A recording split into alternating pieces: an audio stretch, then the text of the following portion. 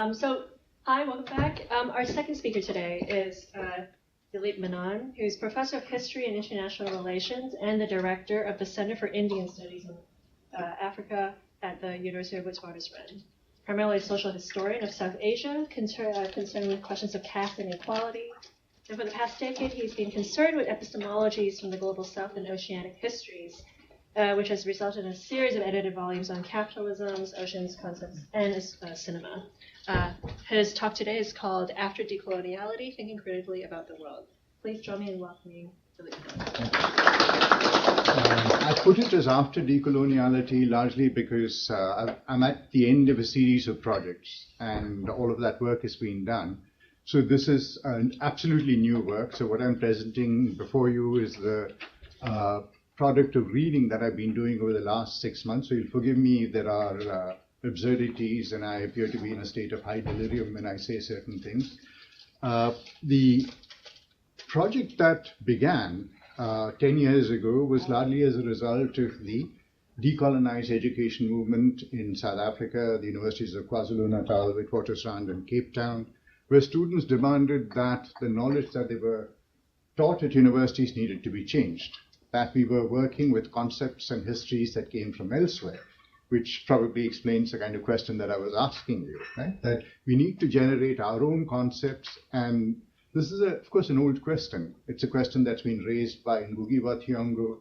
It was raised way back in 1917 by Tagore when he did his lectures on nationalism, where he said that we cannot write our histories with histories that come from elsewhere. So that's basically the premise. And this led to a volume on rethinking capitalism, which came from Oxford, which tried to upset the temporality and the spatiality of the way we look at capitalism. So not beginning with the Industrial Revolution, but beginning in some China, speaking about Iran, and so on and so forth. Then a volume on concepts from the global South, where we got together scholars across disciplines and asked them to take a word from the language that they were most familiar with, and to think about the conceptual landscape that that word entailed. So there were 20 scholars who worked with words from 16 languages, ranging from Arabic to Zulu to Xhosa to Persian, and so on and so forth. And then there was the work on the oceans, which again came with the idea that we need to stop thinking with national histories and think about flows between spaces rather than the flows within spaces.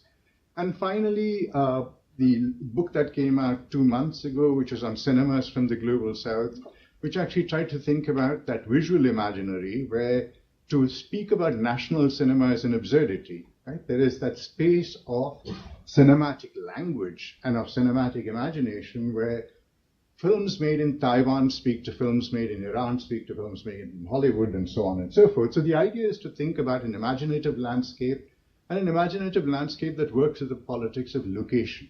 I think from where I am, so I cannot think with a concept that comes from somewhere else. So that's basically the premise.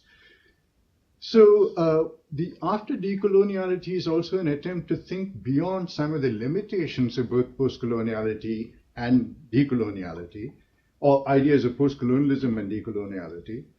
Because when you think about this theorizing with concepts from spaces in the global South, which you realize is not an empirical category, India is above the equator.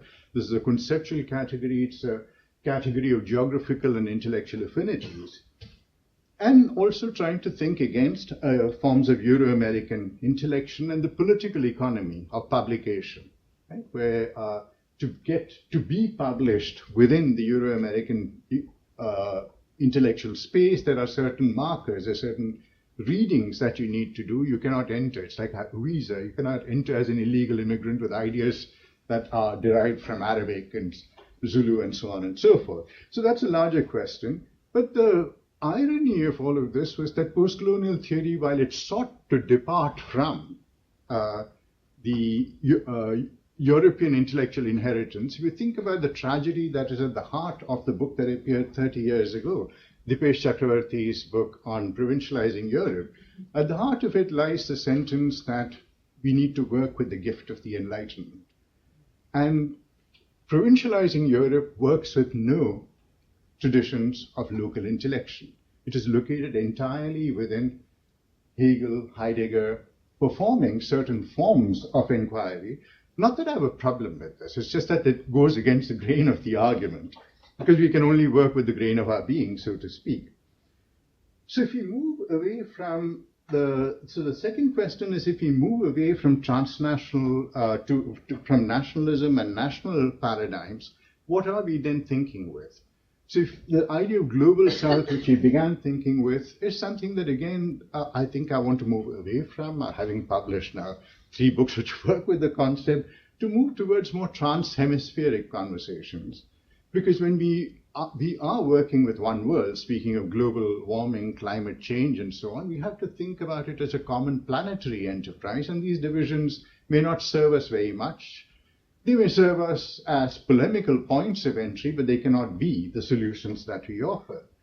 And this oceanic was one way to try and think through the connections and the spaces that came to us from that intellectual powerhouse of the world, the Caribbean, which has produced more athletes and intellectuals than are reflected in their actual population. So thinking about words like Edward Kamau Brathwaite's dialectics, the constant dialectic between sea and land, which has conditioned or governed history, thinking about words like archipelagic, which come to us from Edouard Glissant, the idea that it's not contiguity that determines intellectual affinity. Right? The archipelago are several disjunct entities, but they are bound together by affinity, which arises from history, from imagination, and so on and so forth. But at the heart of it is also another idea in Glissant, which, when working with the concepts from the global south, the idea of opacity, that concepts are not easily transferable. Right? So just as Western concepts are very particularistic, the only reason why they become universal is because of the violence of history. Right? So it's like that famous phrase, a language is a dialect backed by an army. So similarly, universalism is particularism plus violence. That's how they become universal. So this question of opacity. So even when we theorize from our spaces that there are certain words that retain a quiddity, they are untranslatable. How do we work with that? This is not to say that this is a question of a terminal opacity. As Glissant and Emily Apter have argued in her Dictionary of the Untranslatable, that this is a temporal concept. That when we talk about opacity, we are deferring the question of meaning, that this may become something that is intelligible over time with work and so on and so forth.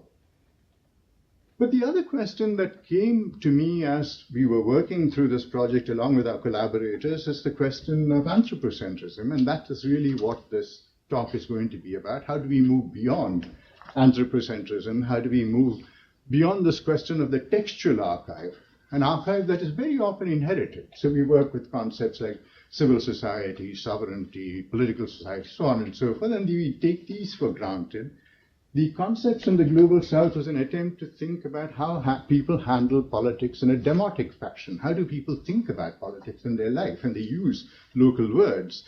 And that's part of a large project, which I'm engaged in right now with funding from the European Research Council. There are 19 of us working with 19 Indian languages. And at the heart of it is this idea that words come to us from the mouths of people, not from dictionaries. Bakhtin's plungent phrase. Right? So this question of moving away from the individual intellectual history, the question of the textual, the visual, all of which I've been engaged with over the last 10 years, and also this question of a collective human agency, not just individuals working with texts or individual intellectuals, the study of a certain kind of history of ideas, to think about the collective experience of migration, for example. And this is an interesting thing to think about because it disrupts our sense of temporality. Because if one of the things that I realized when working with the ocean is that if you were to think about the movement of the first anatomically modern human beings 40,000 years ago from Africa to Polynesia, and then you map it onto contemporary movements of migrants and maps juxtaposed neatly one onto each other. It's the same routes that human beings have been taking for 40,000 years, which is what explains the Syrians walking across the water to Germany, right? the contemporary miracle, which we know happened, right? Unlike another walking across the water, which may or may not have happened. So this question of time, and also when I began reading about migration, I began to realize that so much of our understanding of migration is related to humans and human movement, the movement of materials perhaps, but it's always through the human, the movement of ideologies, the movement of religion, and so on and so forth. And then I began reading new work that's emerging, particularly about the speed of a tree. And when we think about climate change, about global warming, the fact that the world is in a crisis where we can't resort to states and international organizations. Those of you who attended COP conferences, which I had the misfortune of attending last year, you realize that the solutions are not going to come from these large gatherings. And what is the speed of a tree? That trees are moving. And here it's not something about the Ents and Tolkien I'm talking about. We're talking about something that is slightly more scientific, with creeping roots, the floating seeds, and so on. So between 1980 and 2015, in the eastern US, right, that's California, Western US, 75% of the species along the coast have been moving northwards at the rate of 10 to 15 kilometers per decade. So in 10 to 15 years, the trees have ceased to exist here. They've moved to ecologically safer zones. And conifers move northwards. The white spruce is the fastest moving tree, moving 100 kilometers over a decade. So this makes us think about the ways in which we do social sciences, where we are unconscious of what is happening beside us, beside our head, beside our lives. And our focus on texts and archives does not make us cognizant of what is happening in the universe. It rests on that separation between human and nature, which is indeed what has caused the crisis that we are in right now, which is what Amitav Ghosh calls a great derangement. This huge separation from nature where we are unconscious of our involvement with, unconscious indeed of what is happening beside our head. So if you're moving, how can we then move beyond species thinking beyond a human temporality? Dipesh Chakravarti in his new book has talked about geological time, right? How do we think about these larger expanses of time? How do we reorient our history, reorient our understanding?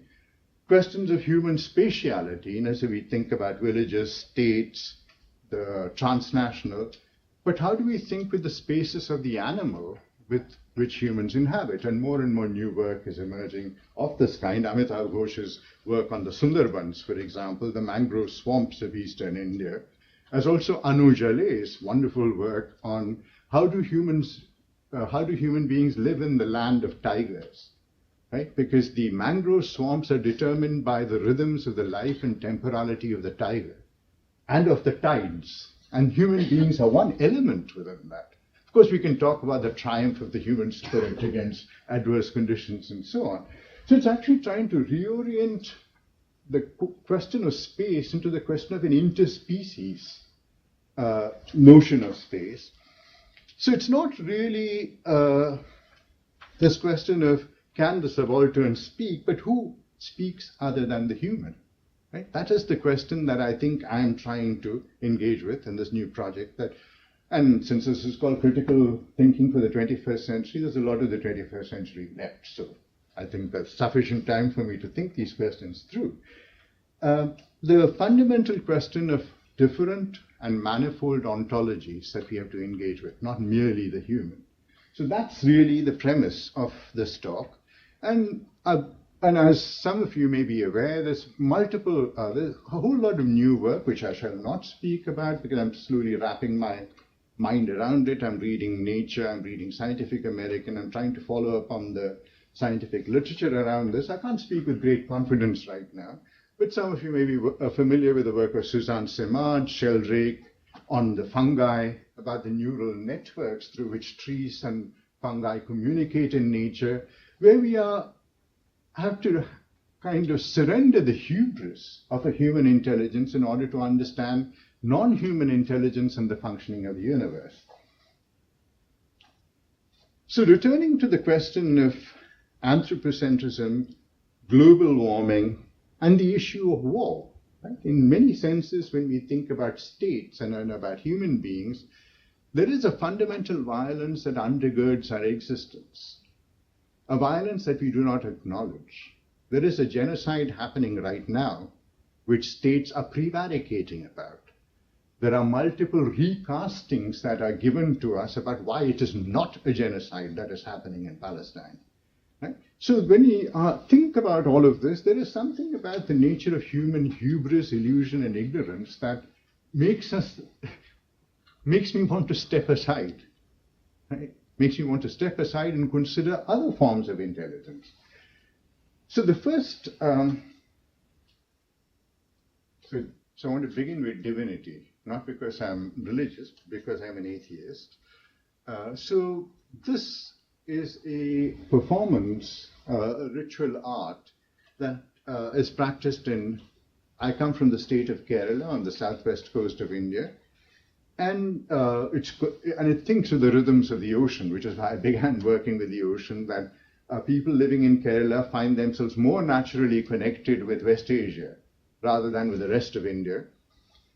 So this practice of the Theyyam, and I'll go on to speak about this for a while, at the heart of the Theyyam is the question of justice, right? Which we have discussed earlier, which we've talked about earlier, the affective claim that justice makes on our unconscious.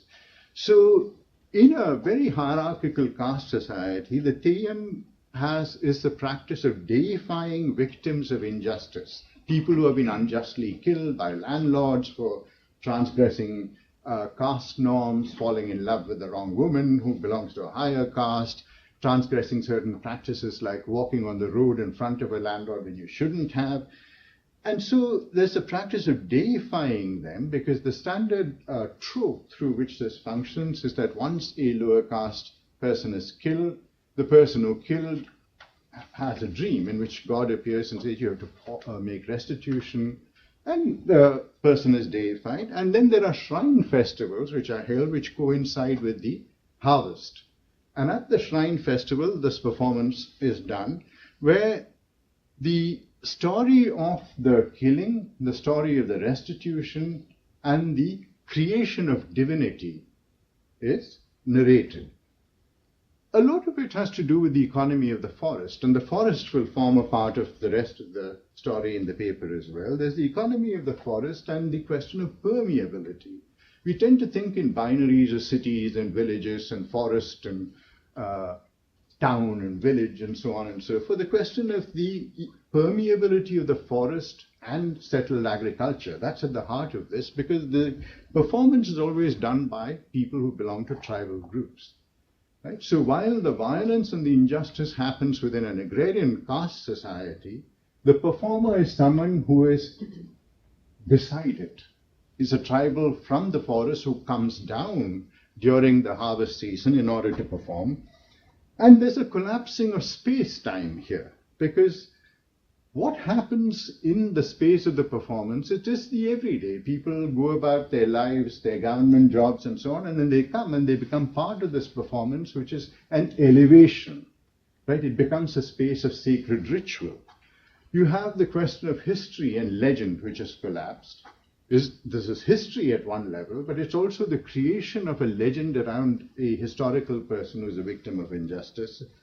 We're talking about the collapsing of the idea of the dead and living. Is the character who is dead now becoming alive in the performance because they speak through the performance? So the dead speak to us. There is a verticality here of space, right? It's not just the horizontality. We're speaking about ancestors, spirits. It's a coming together of cosmology with geography. And so it's all of these blurrings which are crucial to thinking the space of nature here.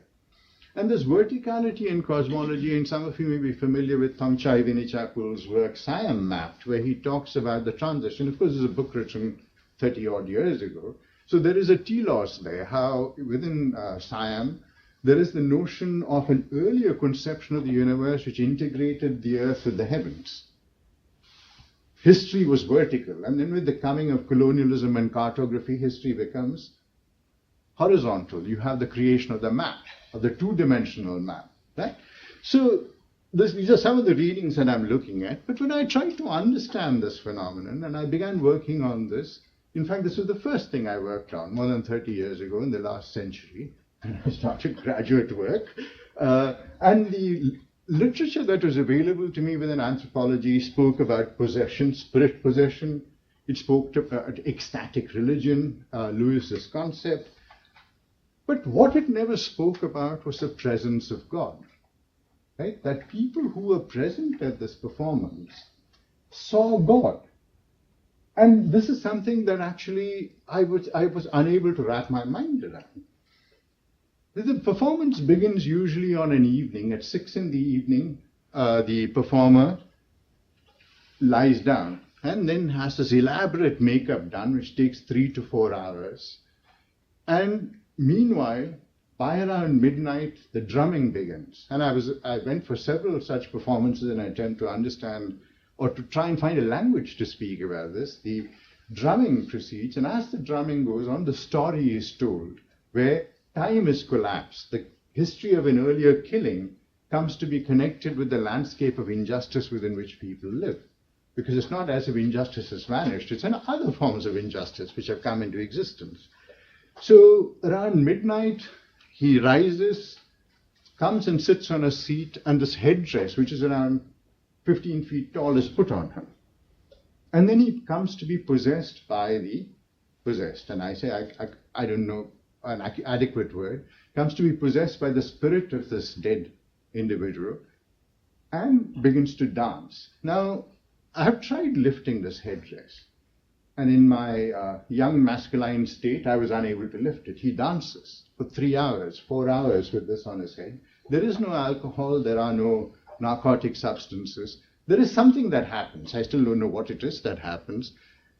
And he dances, and then at the end of it, he's calmed down, and then appears in front of the villagers, and then there is something that happens which is a transportation to another space. People come and tell the Theyyam performer about their problems. Sometimes he divines their problems. People cry, they weep, they seek blessings. But what happened to me on the day that I was there was that I was last in the queue. I'd been invited by the local landlord to come and be part of this. I was the last in the line. When the Theyyam came and stood in front of me, something happened. I was unable to look into the eye of this person. I didn't know what to do. I wanted to confess. I wanted to say something. And I was completely overwhelmed by this portal that had opened to another space. And what was truly intriguing and which made me stop work on this, which is why I'm trying to return to this many, many years later, was because I had seen this man in the market the previous day. He was a bicycle mechanic. But when he stood in front of me, I was in the presence of something that was awesome. I was in the presence of the sublime. And this is an experience that I've spoken to with social anthropologists. Two friends of mine, well, one friend of mine, Piers Vitebsky, who wrote a wonderful book on death among the Saura, which is a tribe in eastern India. And then he went and worked with the Shamans in Siberia. He was the director of the Scott Polar Institute in Cambridge. And he experienced a similar phenomenon, completely irrational person who had spent his entire life within a university, and then he goes and spends time among the shamans, and then in Siberia, and he experiences something else, an otherness. And the shamans remind him that the universe is much larger than his books and his words, and there is a continuity of animals and nature and divinity, that there is a larger space. I still don't know the language to speak about this, and this is an absolutely superb book, which gets Carmen Blacker used to teach at Cambridge again, The Catalpa Bo, a study of shamanistic practices in Japan, a book that actually, in many senses, destroyed her career, because she wrote this book and was treated as an eccentric thereafter. Because Carmen Blacker goes to Japan and becomes part of many of the shamanistic exercises. She writes about them with sympathy, with compassion, with understanding, about levitation, about dreams, about images. And the Cambridge faculty was having none of this. They said, why don't you just teach the language, my dear? Let's not get into these realms. So I began to read and engage with some of this in order to understand that experience of the ineffable that I felt I had, and I thought I had, where suddenly that distinction that we make between ourselves and nature, between ourselves and divinity, is something that needs to be written about, because we are in a state where our life is made through separation, through purification, through moving away from. Right? There is this notion of science as opposed to non-science, ignorance, superstition, the veil of words through which we try to create that sense of a telos of progress. Right? So that's one set of issues there. The next set of issues, this is given to me by, what's its name, PowerPoint, right? I mean, I don't know what the meerkat has to do with this, but anyway, I'm not very good with PowerPoint, so I chose this image because it looks cute. So the second part, if the first part of the talk was about divinity and trying to understand how divinity is an interspecies kind of engagement, a collapsing of space and time, a confusing of history, myth, and transcendence and the present and so on. Here is something that I grew up with in Kerala, that elephants are like uncles and they're like brothers and so on. So you have elephants, and I remember as a person from Kerala in Delhi, I would see an elephant walking along the road, and there is actually an elephant colony in Delhi next to the river Yamuna where elephants live, right? And they are taken for various tasks and so on. I'd see this elephant and I'd think, my brother from Kerala, and the elephant could well be from Assam or the northeast, somewhere else. But this question of this affinity which we are raised with as children. And here we have the example of Guruvayur Keshavan, who is one of the most famous, who lived from 1912 to 1970. It's 64 years, that's 2 generations, all right? I mean, 30 years, we count 30 years as a generation. And he is brought to this famous temple when he is a young elephant, and numerous generations of people go and worship there. They develop an affinity for it. Children play with it. Children grow up. They become adults, get married, get the blessings of the elephant. And all of this might sound very strange to you who have never lived with animals. You probably have pets at home, but this is another landscape that I'm trying to conjure up for you. And then when he dies, eventually there's a statue that's put up in the temple to Guruvayur Keshavan, which functions the same way as the living elephant does. So that block of concrete is the object of affect. Right? People go there to seek their blessings when they write the competitive examinations, when they fall in love for the first time, they have their first disappointment and so on. So the question of this permeability between the human and the animal, the human-animal as it were, is something that again I'm trying to think with. And this actually was sparked off by a volume that a postdoctoral fellow and I are doing on the circus. My postdoctoral fellow works on circuses in India, and she's written a book called Jumping Devils. And now the work is extended to looking at the rest of the world, China, Africa, and Ethiopia in particular, where a lot of circus artists are trained. And one of the things that we discovered when we held this conference was the degree of affection between trainers and the animals. The trainers, we tend to think about the circus as a cruel exercise, and there is no doubt that it often is, that the training, it's an economy of gentleness and violence, to put it in. But many of these trainers developed filial relations with the animals. They saw them as their wives, their mothers, their brothers, their sisters. And when the Wildlife Act is passed in India and the animals are taken away, many of the trainers commit suicide. They cannot imagine a life without their animal. So these stories actually again made me think about something that I had not been acknowledging, not been engaging with in the work that I was doing. And this question of the affective relation between the human and the animal, which is at the heart of much that is outside of the state, outside of the politics that we think about. Because when you think about global warming, climate change, and so on, the solutions that are offered are based on the separation of humans from nature, not on the coming together of humans and animals.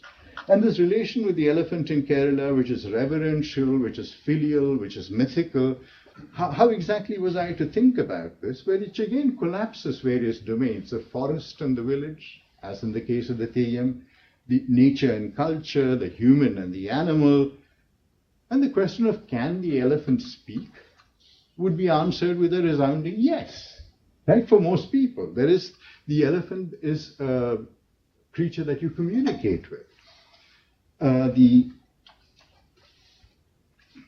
So this is a collection of, and I'm drawing upon this collection. It's called the Aidihiyamala, or the collection of traditions, and this was done in the early 20th century, a volume which tried to record myths and legends from within the region.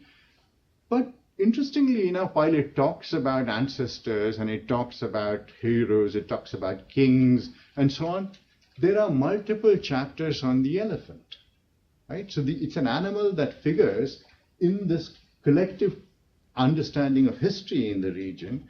And Kottarathil Shanguni, who wrote the book, decided that this needed to be preserved, that there was something that was vanishing.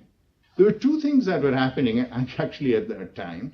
The first was this idea that people were forgetting a whole set of ancient lore, and this, as you know, was part of that whole project of the late 19th and early 20th century, where the idea of the folklore emerges, and all over India, multiple collections are coming about. It also, in many senses, is a kind of infantilization of a certain history, right? And then there is the colonial modern history, and there's the traditional history, which is relegated to the sphere of the infantile and becomes part of children's fiction, children's books, and so on and so forth.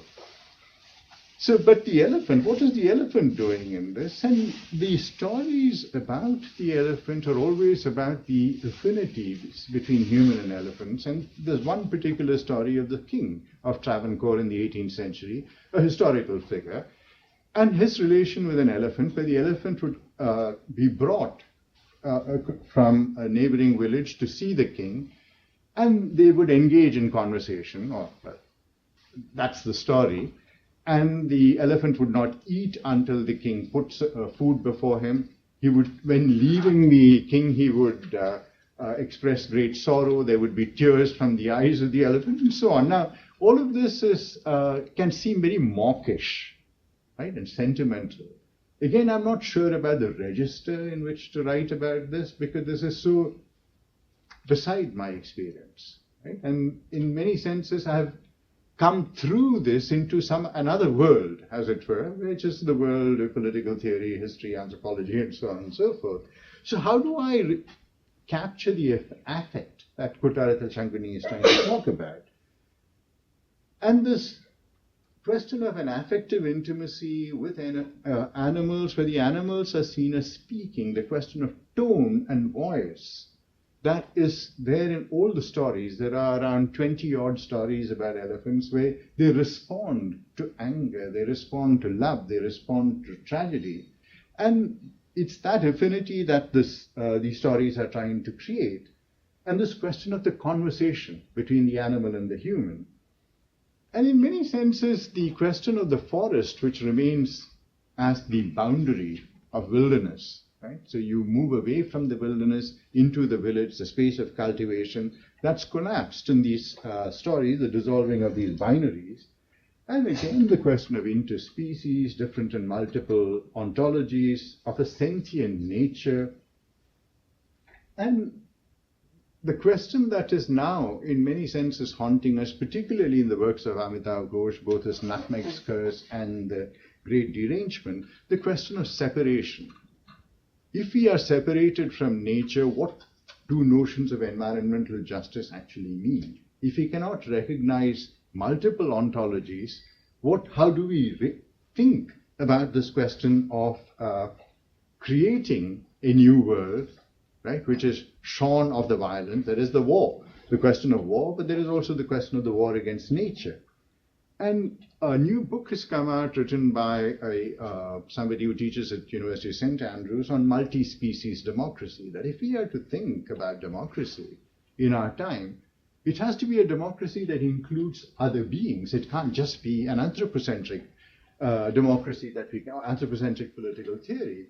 And this is interesting to think about also because when you think about the whole migration, the crisis of migration, European political theory is premised on the state and the citizen. Right? So even if you read, I forget, University of Essex, Chantal Mouffe and Laclau. So Chantal Mouffe and the idea of agonism within a democracy, that democracy is a kind of contestation between people. The agonists are citizens. They are not migrants, they are not refugees, they are not strangers. And Europe still hasn't begun to develop a political theory that puts the stranger and the migrant at the heart of political theory. Because it's a state citizen that's at the heart of it. So how do you bring the animal into this political theory? How do we bring the plant in? Ecuador, as you know, has granted rights to trees. Right? So there are these glimmerings of things that are happening, which I'm trying to draw together, which is why I said it's an extremely provisional paper. But hopefully over the next 4 or 5 years, I shall be able to render these ideas more complex. There is also this question, these are some of the books that I've been looking at, fascinating books, Animal Intimacy set in the Himalayas, where Radhika Govindarajan finds in the course of her fieldwork, women telling stories of being abducted by bears, and they find the bears to be more intimate in sexual behavior than their own husbands, which is not surprising, I suppose, in many cases. And then it speaks about relations with monkeys, which are seen as strangers, and our monkeys and other monkeys. The relation with cows, where a woman would rear her cow, right, with great love, like a child, but would also be then killing it at the time of a sacrifice. So how do you understand these forms of behavior where there is an absolute intimacy? Women will fast if their cows do not eat. And they say, my cow is unwell, how can I eat? I mean, I would not eat if my child had a high fever and so on. And Jonathan Saha speaking about empire and multi-species. How do we bring animals back into empire? When we speak about colonialism, animals were colonized as much as human beings. And how do we understand that? But the first book tries to speak about something else. It comes to us from Black American theorizing, so Benedict Bosseron's book, which actually looks at the limits of this affinity with animals. Because at the heart of a racial society is the setting of animal against black. Right? You think about apartheid South Africa, you think about the United States. The dog is the extension of the state. The animal is an extension of a human institutional form.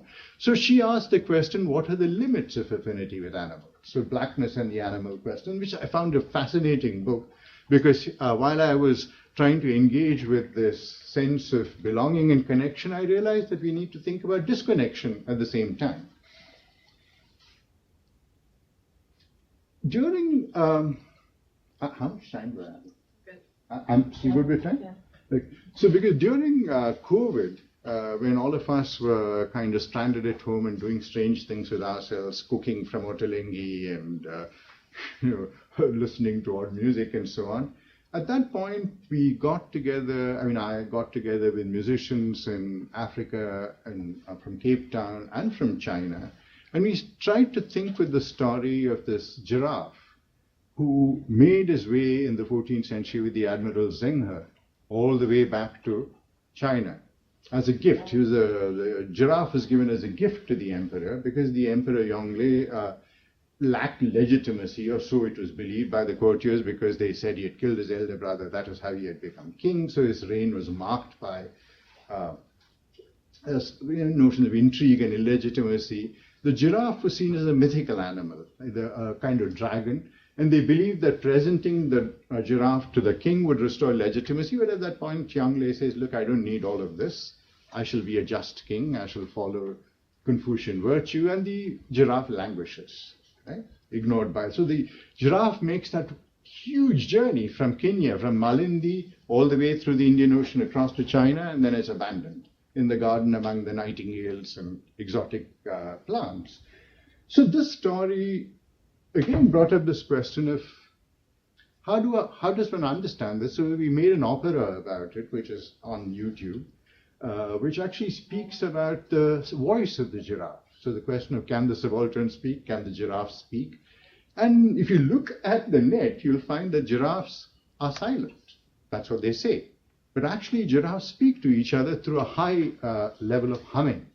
Right? So when they are in love with each other, there is a kind of humming with which they communicate. And that, engaging with that story, and I wrote a few verses which then became the premise of the opera.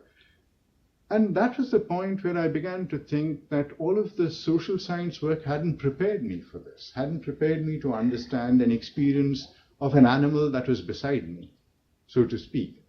The stranger, my brother kind of phenomenon.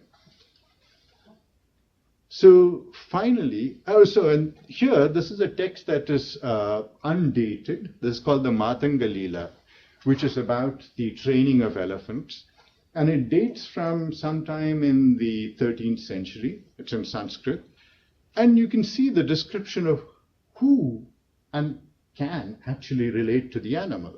The supervisor of elephants should be intelligent as the elephant, right? You cannot have a fool in charge of an elephant.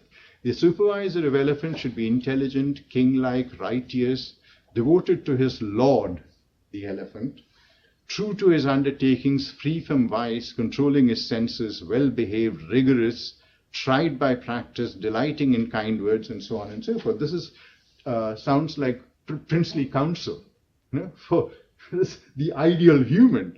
Because only the ideal human can then tame the elephant. So it's actually creating another hierarchy here, right? A hierarchy that is about the noble animal and of the necessity of humans to train themselves in order to actually be, capable of that friendship with the animal. So this is another set of texts that I'm looking at, elephant training manuals. And I had imagined they would be quite different. And here I'm looking at texts in Urdu, texts in Sanskrit, texts that I'm all in translation. I don't read Arabic or Urdu or Sanskrit, but texts also from the northeastern Indian languages, where at the heart of it is the elephant, not the human. Right? It's not about how do we subordinate the elephant, it's how do we become the equal of the elephant. And so this is another imagination, another indigenous imagination. And finally, groves. Now that I got a picture that looks like a grove.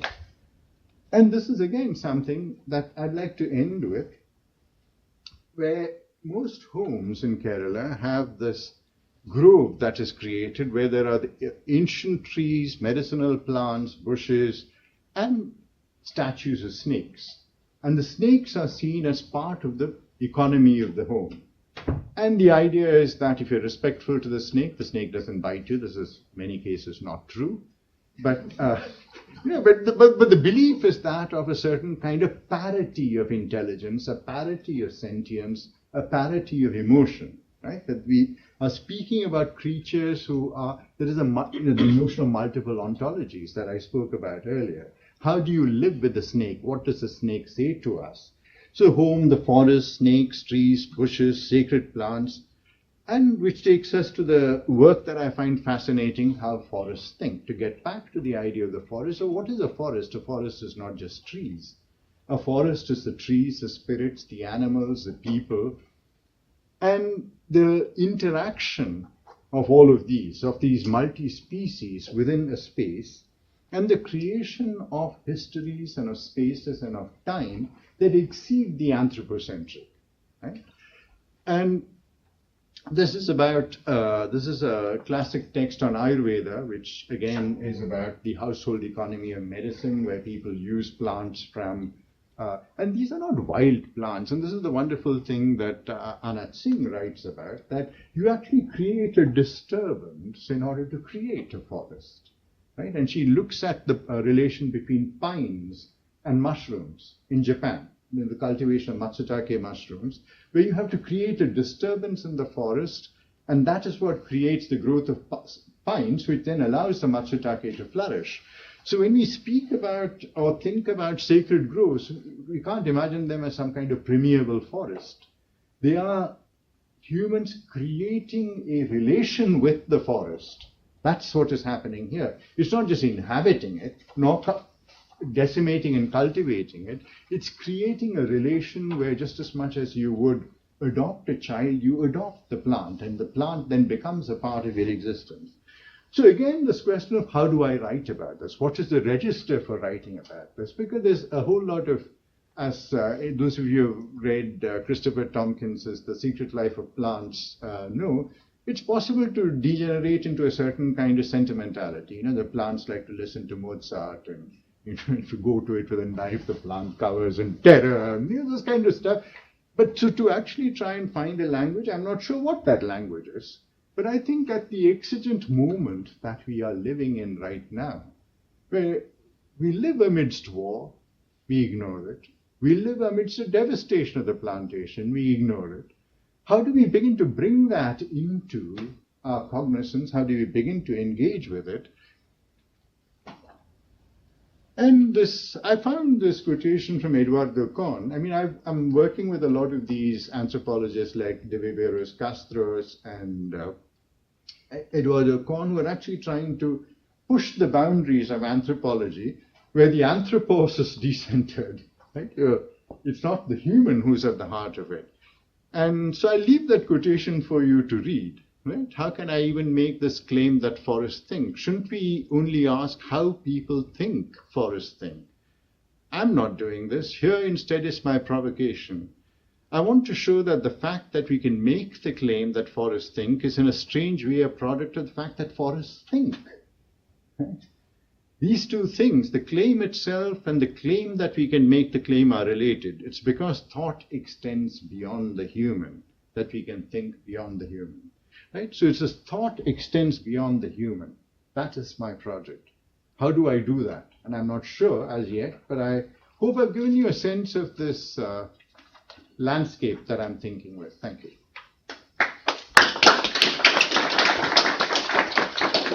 Thank you very much. Time for questions? Yes. Yeah, so it's a very interesting topic. I remember that George Orwell said a word is about animalism. So yeah, of course, so what he means is a metaphor referred to sort of a social system. But I think this word animalism is very interesting. I'm wondering how can this ideal concept related to capitalism, this sort of social system? Because I think we have this sort of economic growth model that means we need to draw resources from the planet, from the animal and the plants. So yeah, so what I mean, if we don't change it, this sort of economic development, this sort of model, it seems we probably always put nature or put animal in a secondary consideration. So yeah, so I'm wondering, how can we overcome this problem if we follow this sort of model? So like we have a new Labour government, it seems everything is about economic growth. So only we have economic growth can solve many problems. So this sort of how to say, conflict between each other. So how can we overcome? Even though I come from the East, I don't have an answer for this. I mean, what the solution for this could be, I have no idea. Right? We have to continue to think with capitalism, with racial capitalism.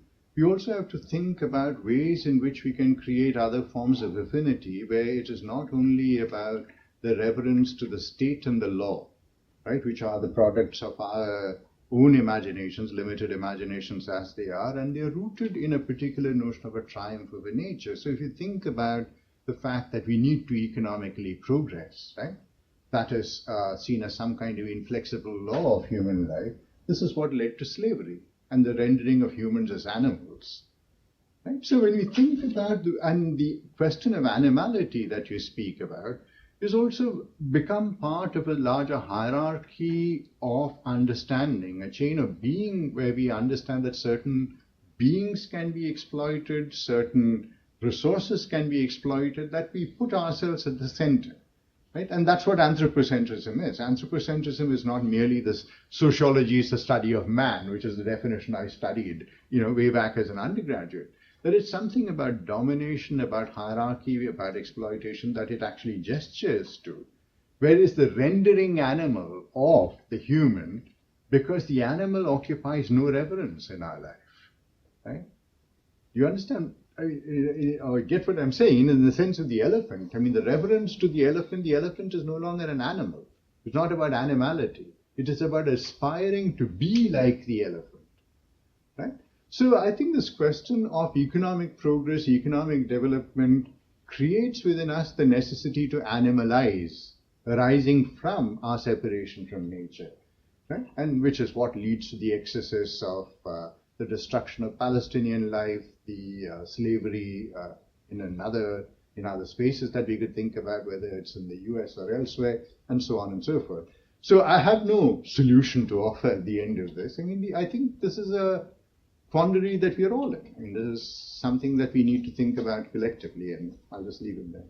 Well, it could also be a humanization of animal, like you treating an animal like your grandmother. I am just, I'm thinking that one has to have doubts, that it doesn't necessarily mean that you're no longer trying to dominate. Mm-hmm. Maybe you are trying to turn the other creature into a mirror of yourself,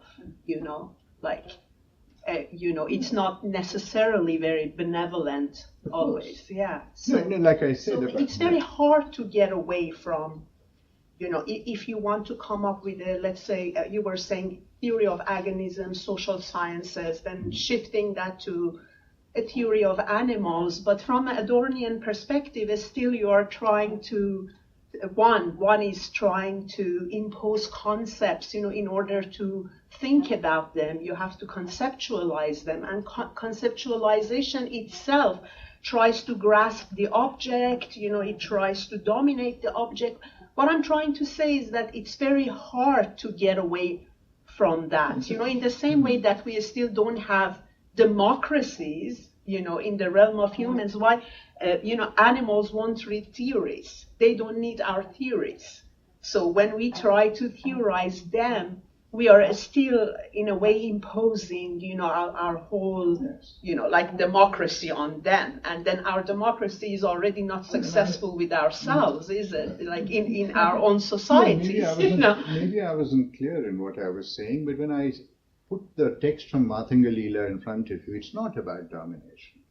I mean, one doesn't say it's about domination, is it? No, What I was saying that from like a Nietzschean or Adornian perspective, even when you try to say these three, the very effort of language to do this, you are separating these three from other trees, and then you are trying to sort of impose your own definition on this specific, the very act of conceptualization always brings some sort of domination with it. It's on a more philosophical level, I mean, I'm not. You see, this is where I need to stand, because obviously the theoretical traditions that you speak about, you speak from entirely a Eurocentric tradition. Right? You cite for me Nietzsche, you cite for me Adorno. I mean, it's not that. No, I don't believe it's Eurocentric. I believe, as you said, thought goes beyond human. As this quotation, the thought of Nietzsche goes beyond Nietzsche as a European man. So Nietzsche is a European man, and so is Adorno. But then, how can you believe that?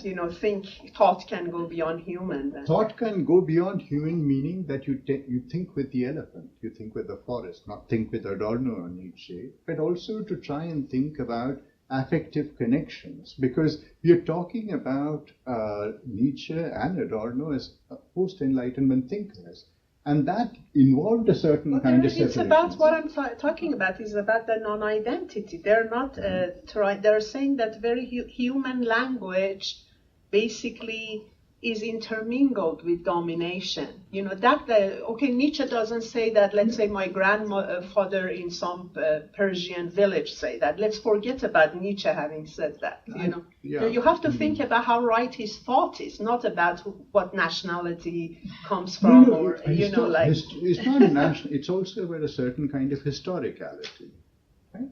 So I am trying to engage with thinkers who are, in many senses, belong to a consciousness which sees them as continuous with nature, not standing separate from it, right? And this is something that vanishes from 18th century Europe, which is what allows for the creation of hierarchies of nature and human, which allows for the creation of taxonomies, that plants exist. For example, what is the Linnaean classification all about? It's about subordinating plants to the logic of human thought.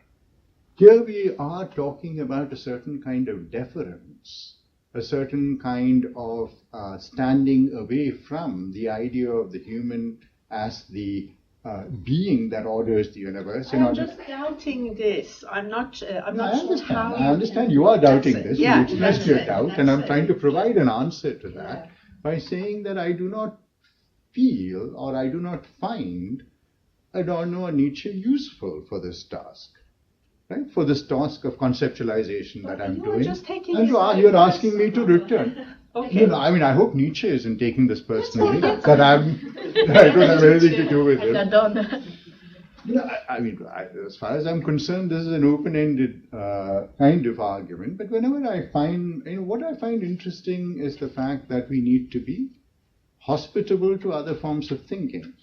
Right? I mean, I would like to think also with people who do not belong only to a post-Enlightenment tradition. There are ways that are, and to argue that that is the paradigm that we live in right now, I don't think it's a bit like the Truman Show. There is no outside to this. It's a form of exclusion, isn't it? Now let's exclude these European thinkers and turn to other people. Okay, I just stop. In the name of hospitality, maybe we should go to the yes, before hospitalization begins. Yes.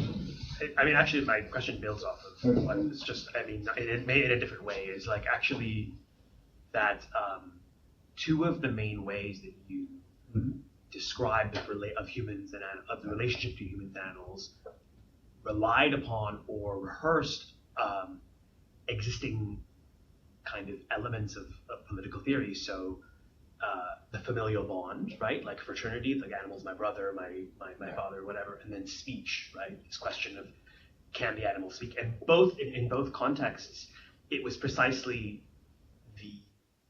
like in the example of a circus, right? It's precisely the familial bond, the intimacy between the animal and the human that allows or permits violence, right? And that perpetuates that relationship of domination. It's not the estrangement or the separation.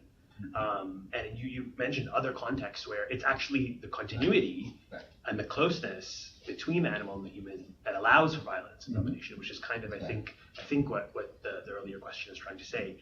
Likewise, in the question of speech, right? I mean, this idea that political speech or the capacity to speak is connected to the rational human subject. This is precisely from European political thought, that it's the being that cannot speak, that cannot articulate its subject position, that is outside. Now, I guess the question maybe that I'm posing is, what is trying to force the giraffe to speak, or compel the giraffe to speak, or what is it behind our desire to make the animal speak? Like, what's going on there? Why is this? Is that not a kind of further expansion of this particular kind of political subject, right? And wouldn't it then be about thinking through separation?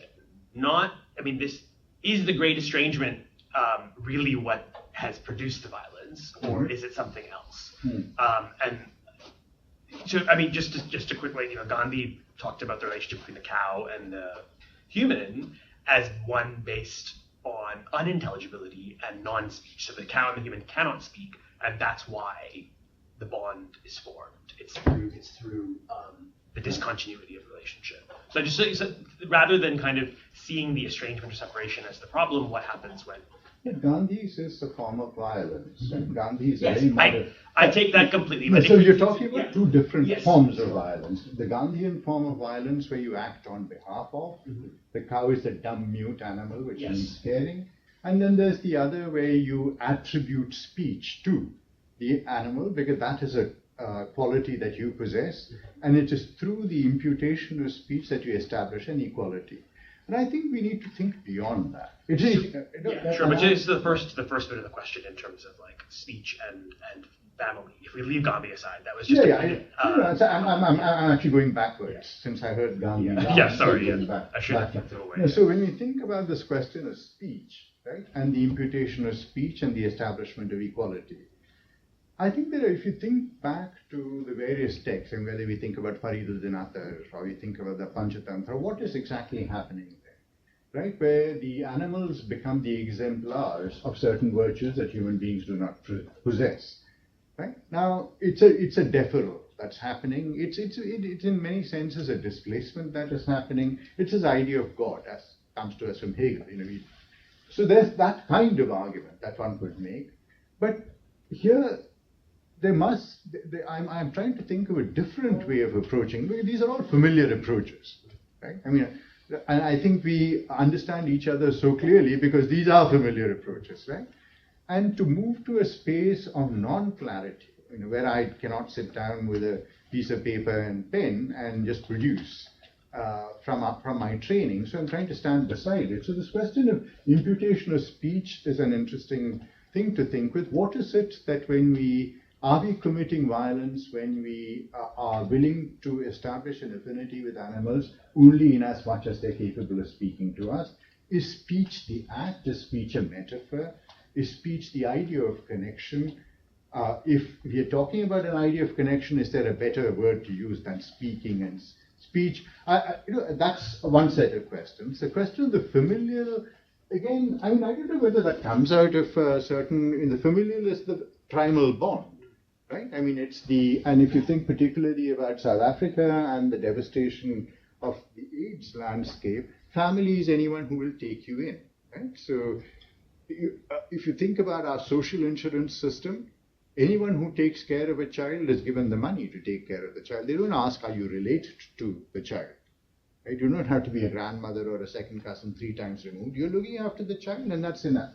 So we're talking about a kind of connection that is in many senses dependent on an idea of the familial, but is not familial entirely. Right? So it's trying to complicate some of these categories, which, as Bourdieu might say, which go without saying because they come without saying, right? So it's actually, I'm not sure, and as I said, this is a very preliminary thing, preliminary talk that I'm doing. So in many senses, a lot of the categories that I'm using are categories that derive from a certain kind of reading that I have been doing all my life, and I'm trying to step beside that. But it's not impossible for us to actually think with categories that do not then become collapsed into already existing ones, right? Where the very act of speaking about an animal is about an exercise of domination or of violence and so on. In what ways have affinities been generated which are not amenable to this idea of power? Right? Where it is something about affinity, it's not about equality. It's about something that is reaching out to another being. Right? And possibly it's something that may not happen, but it's a conceptualization of what is happening that I'm still struggling with. It's like the fingers that don't touch. Right? When God reaches to the human, it's that space, trying to think about that space where the connection is an aspiration. It's not an actually existing thing. So I don't know whether that's an answer to your question, but this is a very confused answer because I'm not sure I'm completely sure about it. Maybe 4 years later, you can ask me the same questions. I might have a better answer. Or probably a more textured answer then.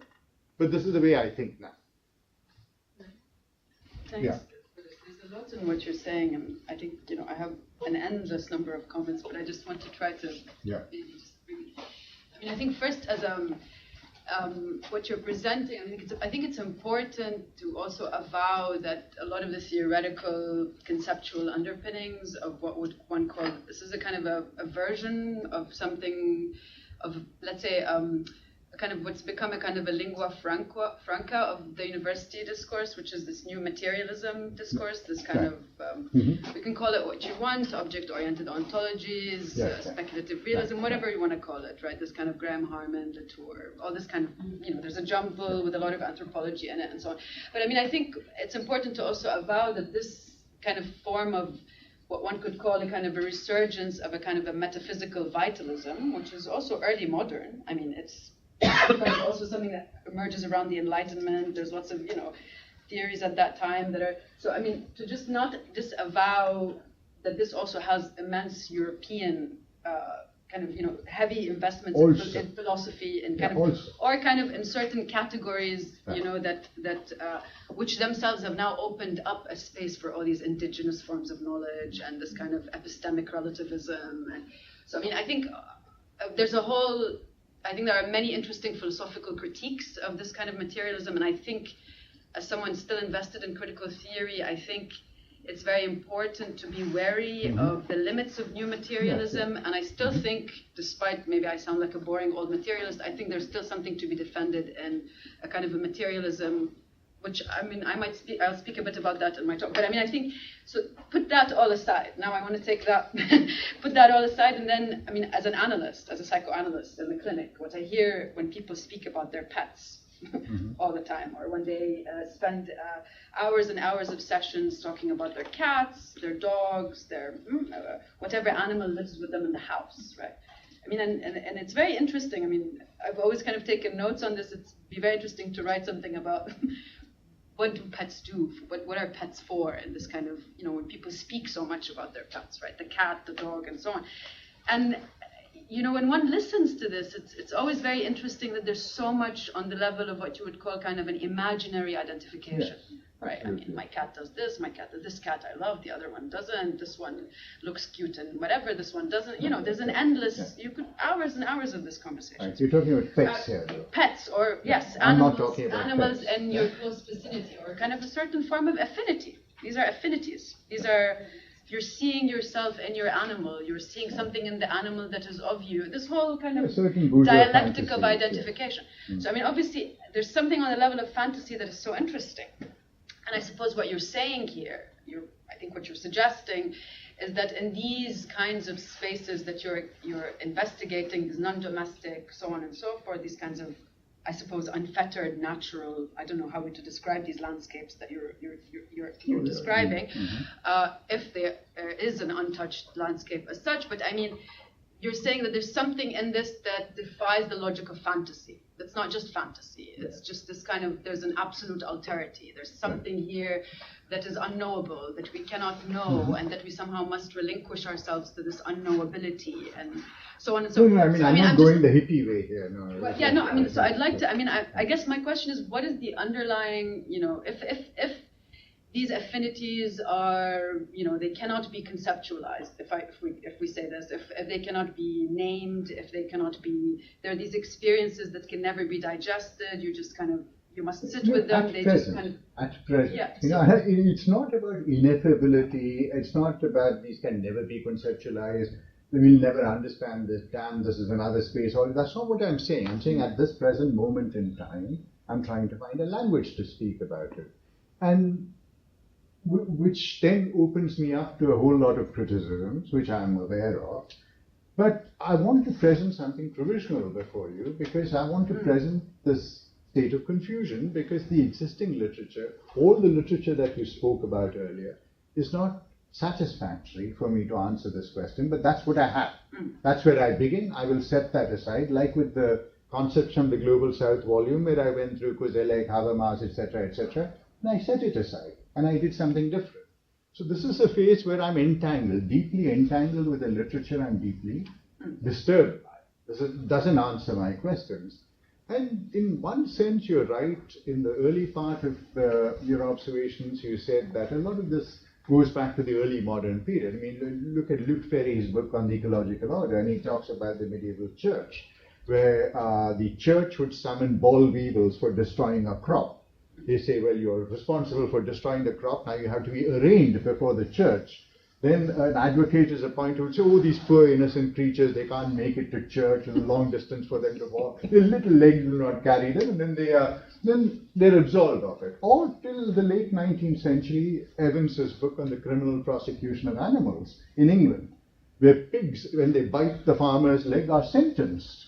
Horses kicking the farrier while he's are actually sentenced in actual criminal courts. There are no separate courts for this. So this idea of a great chain of being in which all of this is implicated is important to think about. But we're trying to understand another conceptual order, right? Because you'll find it very difficult to find text like the Matanga Leela within the Western tradition. And I've looked at elephant training manuals, right? In Europe as well. So I'm trying to understand a conceptual universe which is unfamiliar. And in many senses, even though I'm from India, I mean, I think I share a similar intellectual terrain because of my education, the institutions I've been to with somebody who's in France or Germany and so on. And I can converse as much about Derrida as about inadequately, but as about Indian classical philosophy. But I have something else in addition to this, and that's what I'm trying to get back to. Because when I come to Europe and America, what I find is that people counterpose the knowledge that they have, which is only that, right? And here I'm trying to think beside that. And that for me is the extra that I now need to engage with, which rather late in life, I mean, it was never too late, as they say, but it's rather late in life that I've begun to try and think with this idea of how do I bring these intellectual traditions of which I'm amnesiac in many senses because of my education, and to return to them and to discover another world which does not correspond with the literature as it, because in many senses, and I'm not being dismissive, many senses, much of this new materiality and so on is a post-enlightenment thinking, which presumes a division that is, even when Derrida writes about the animal, there's the idea of an absolute alterity, right? And we are not talking about absolute alterity here. There is a miscibility, a permeability between the human and the animal and the divine and so on. And to understand that world cannot be done only through the practice of anthropology. Because anthropology comes to us with its colonial inheritance and so on and so forth. So I still am not clear as to where this will go, but I know for me this project is necessary because it's also about unlearning, right? It's about unlearning and to actually stand back from my embarrassment, right? To come to a distinguished audience such as this and to speak about elephants and snakes and so on, and where I know it's going to be met with a degree of skepticism, justified and unjustified both. But for me, it's important to engage with this because this is something that is outside the paradigm that I have read, or the readings that I've done. And this question of the pet that you raised, we're not talking about pets here, as you know, right? I mean, there are these bourgeois fantasies about pets, and my cat understands my breakup sorrow, that kind of thing, and I speak to it daily. There's a lot of stuff like that. I mean, I relate to my cat in those ways. I have 2 cats, and I love them, and I think they speak to me. And when I'm wrestling with my intellectual problems such as this, they come and sit by my laptop and give me courage. All of that. But we're talking about something quite different here. And at the first essay in the Concepts on the Global South was written by a young Egyptian student, Noha Fikri, who wrote, it's called, so she works with the idea of tarbiyah, right, of, how should I put it, of betterment and of, so she talks about her mother who has on her roof in Cairo, grows chickens and goats and sheep and so on. And there is this intimate relation. They're not her pets. Right? They're not her pets. You don't eat your pets. So there's this relationship of caring and of affection where she relates to them just as she related to Noha, which caused Noha no end of grief. Right? Like you love your goat as much as you do me kind of thing.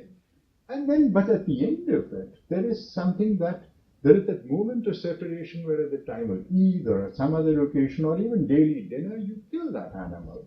But you kill something that you have loved. Every man kills the thing he loves, right? I mean, so I think there's something about that economy of gentleness and violence which relates to the circus, which relates to the domestic, which I've yet to understand. And we need to speak about that, which is not about separation. It's not about imagined fantasy, fantasizing like about God or about a lover, the ideal. It's something else. There is a connection that's established that's beyond speech, even though you may speak to the animal.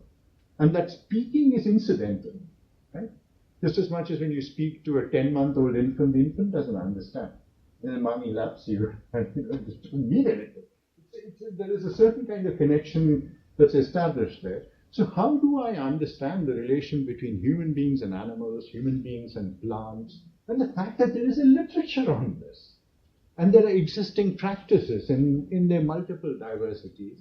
I can go back to an earlier literature, right, of the great chain of being, which would allow me to explain this in many senses. Vibrations. It's not speech. What is it going to be?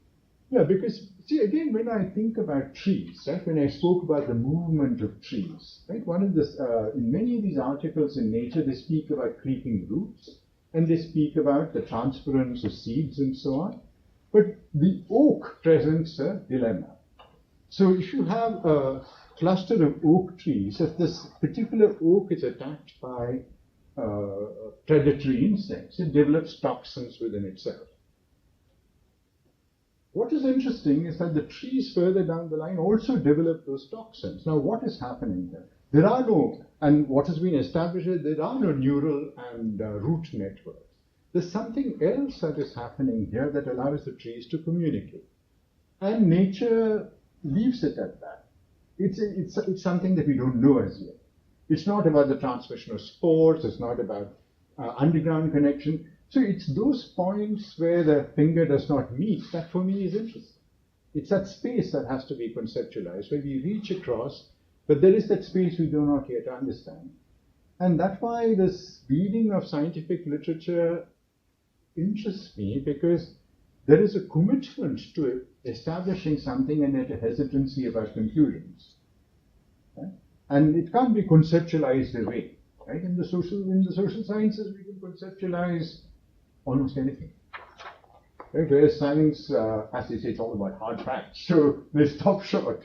And that space interests me. But anyway, that's a long answer to what you asked. But I'm glad of all of these questions because they also alert me to the fact of the ways in which I can make this argument. Right? And whether I need to step aside from some, whether I need to engage with some. If somebody says, what about capitalism, imperialism, where are these in your story? I don't know as yet. Maybe it will be something that will come up. So, with that, I have to say we're sort of out of time. I'm sorry, I spoke far too much. I mean, I should have answered the questions briefly. But I feel like, our conversations can carry on in the breaks and everything. Right now we're going to go for a lunch break. We'll come back at 2 p.m. Here for the next set of talks. But in the meantime, please join me in thanking Professor.